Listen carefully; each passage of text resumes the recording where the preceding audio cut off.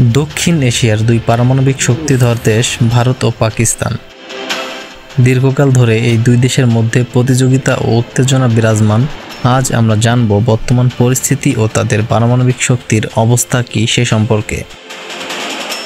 2024 সালের তথ্য অনুযায়ী ভারতে পারমাণবিক অস্ত্রের সংখ্যা প্রায় 172টি, যেখানে পাকিস্তানের রয়েছে প্রায় 170টি। এই সামান্য পার্থক্য ভারতের অগ্রগতি নির্দেশ করে।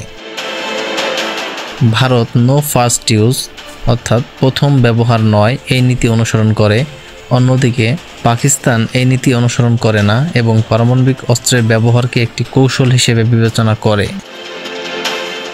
ভারতের সামরিক বাহিনীতে প্রায় 5 মিলিয়ন সদস্য রয়েছে, যেখানে পাকিস্তানের রয়েছে প্রায় 1.7 মিলিয়ন। ভারতের বিমান বাহিনীতে প্রায় 643টি যুদ্ধ বিমান রয়েছে, যেখানে পাকিস্তানে রয়েছে 418টি। সাম্প্রতিক সময়ে সীমান্তে উত্তেজনা বৃদ্ধি পেয়েছে। 2025 সালের এপ্রিল মাসে কাশ্মীরে ভারতীয় পর্যটকদের উপর হামলার পর ভারত অপারেশন সিন্ধুর মাধ্যমে পাকিস্তানে বিমান হামলা চালায়। পাকিস্তানও পাল্টা হামলা চালায়, যার ফলে কয়েক ডজন মানুষের প্রাণহানি ঘটে। পারমাণবিক শক্তির দিক থেকে দুই দেশই প্রায় সমান অবস্থানে রয়েছে, তবে সামরিক কৌশল, নীতি ও সামরিক বাহিনীর আকারে পার্থক্য তাদের পারমাণবিক শক্তির ব্যবহারে গুরুত্বপূর্ণ প্রভাব ফেলে। পারমাণবিক সংঘাতের ঝুঁকি কমাতে উভয় দেশকে কূটনৈতিক প্রচেষ্টা ও সংযম প্রদর্শন করা উচিত। তো সুপ্রিয় দর্শক, আপনার মতামত কি?